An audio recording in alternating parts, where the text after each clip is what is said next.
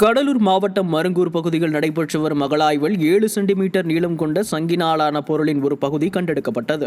இது சங்கு வளையல்கள் செய்வதற்கு பயன்படுத்தப்பட்டது என தெரிவிக்கப்பட்டது.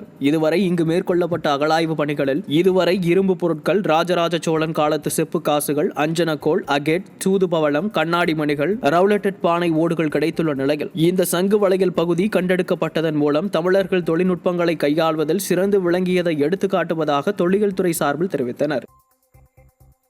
ராமநாதபுரம் மாவட்டம் கமுதி அருகே வீரபாண்டிய கட்டபொம்மனின் 266வது பிறந்தநாளை முன்னிட்டு இரட்டை மாட்டு வண்டி பந்தயம் நடைபெற்றது. இந்த போட்டியில் 19 மாட்டு வண்டிகள் பங்கேற்றன.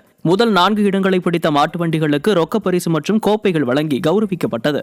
பொதுமக்கள் சாலையின் இருபுறங்களும் நின்று பந்தயத்தை கண்டு களித்தனர். திருப்பூர் மாவட்டம் அவிநாசி செங்காட்டு திடலில் எழுந்தருளியுள்ள ராக்காத்தம்மன் கோயில் மகா கும்பாபிஷேகம் வெகு விமரிசையாக நடைபெற்றது. கடந்த 2 நாட்களாக விநாயகர் பூஜையும் பல்வேறு பூஜைகள், ஹோமங்கள் நடைபெற்று வந்தது. அதனைத் தொடர்ந்து காலை புனித நீருக்கு சிறப்பு பூஜைகள் மற்றும் ஹோமங்கள் செய்து கும்பாபிஷேகம் நடைபெற்றது. இதில் 1000க்கும் மேற்பட்ட பக்தர்கள் பங்கேற்று வழிபாடு செய்தனர்.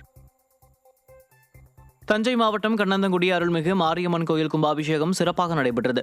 யாகசாலை பூஜையுடன் தொடங்கிய விழாவில் கலச நீர், மங்கள வாத்தியங்கள் முழங்க கொண்டுவரப்பட்டு சிறப்பு பூஜைகள் செய்தும் சிவாச்சாரியர்கள் புனித நீரை கலசத்தில் ஊற்ற கும்பாபிஷேகம் வெகு விமரிசையாக நடைபெற்றது. பின்னர் மகா தீபாராதனை காண்பிக்கப்பட்டு புனித நீர் பக்தர்கள் மீது ட்ரோன் மூலம் தெளிக்கப்பட்டன. இதில் ஏராளமான பக்தர்கள் கலந்து கொண்டனர்.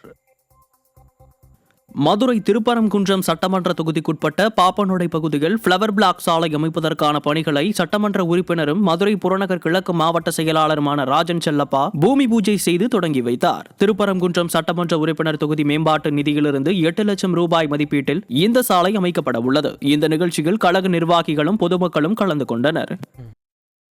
ராணிப்பேட்டை மாவட்டம் சோளிங்கர் அருகே திமுக அமைச்சரை வரவேற்க வைக்கப்பட்ட கொடிக்கம்பத்தில் மின்சாரம் பாய்ந்து கூலி தொழிலாளி பலியானார். திமுக இல்ல திருமண விழாவிற்கு வந்த அமைச்சர் காந்தி மற்றும் பாராளுமன்ற உறுப்பினர் ஜெகத் ரக்ஷனுக்கு வரவேற்பு அளிக்க அனுமதியின்றி சாலைகளில் மின்கம்பங்களின் கீழ் வைக்கப்பட்டிருந்த கொடிக்கம்பங்களை அகற்றும் போது மின்சாரம் பாய்ந்து கூலி தொழிலாளி குமார் என்பவர் சம்பவ இடத்திலேயே பரிதாபமாக உயிரிழந்தார். விழுப்புரத்தில் விடியா திமுக அமைச்சர் பொன்முடியை வரவேற்க வைக்கப்பட்டிருந்த கொடிக்கம்பத்தில் மின்சாரம் தாக்கி ஏழை சிறுவன் உயிரிழந்தது குறிப்பிடத்தக்கது.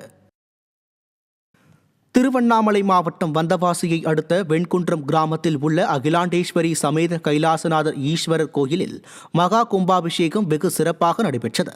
மங்கள வாத்தியங்கள் முழங்க கோபுர கலசத்துக்கு புனித நீரை ஊற்றி கைலாசநாதர் ஈஸ்வரருக்கு தீபாராதனை காண்பிக்கப்பட்ட போது ஏராளமான பக்தர்கள் பங்கேற்று சாமி தரிசனம் செய்தனர்.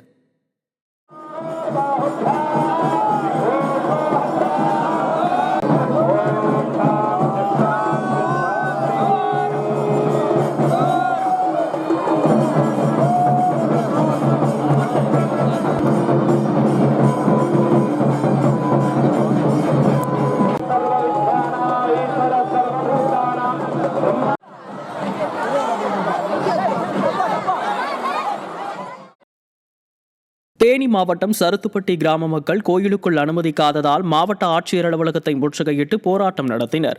போராட்டத்தில் ஈடுபட்ட சருத்துப்பட்டி இந்திரா காலனி மக்கள் பல ஆண்டுகளாக ஜல்லிப்பட்டியில் உள்ள பெத்தனசாமி கோயிலில் வழிபாடு செய்து வந்த நிலையில் அப்பிப்பட்டியைச் சேர்ந்த சிலர் கோயில் தங்களுடையது என கூறி தங்களை கோயிலுக்குள் நுழையவில்லை என்று குற்றம் சாட்டினர். அப்போது கோயிலை மீட்க நடவடிக்கை வேண்டும் என்று முழக்கமிட்ட பின்னர் ஆட்சியரை சந்தித்து மனு அளித்தனர். புதுக்கோட்டை மாவட்டம் கண்டெடுத்தான்பட்டி கிராமத்தில் உள்ள ராமர் கோவில் மற்றும் தொட்டிச்சியம்மன் ஆலய கும்பாபிஷேக விழா வெகு விமரிசையாக நடைபெற்றது. 4 கால யாகசாலை பூஜைக்கு பின் புனித தலங்களில் இருந்து கொண்டுவரப்பட்ட புனித நீர் கலசங்களில் வைத்து பூஜை செய்யப்பட்டது. பின்னர் மங்கள வாத்தியங்கள் முழங்க கோயில் கும்பத்தில் ஊற்றி கும்பாபிஷேகம் நடந்தேறியது. இதில் நூற்றுக்கணக்கான பக்தர்கள் கலந்து கொண்டு வழிபாடு செய்தனர்.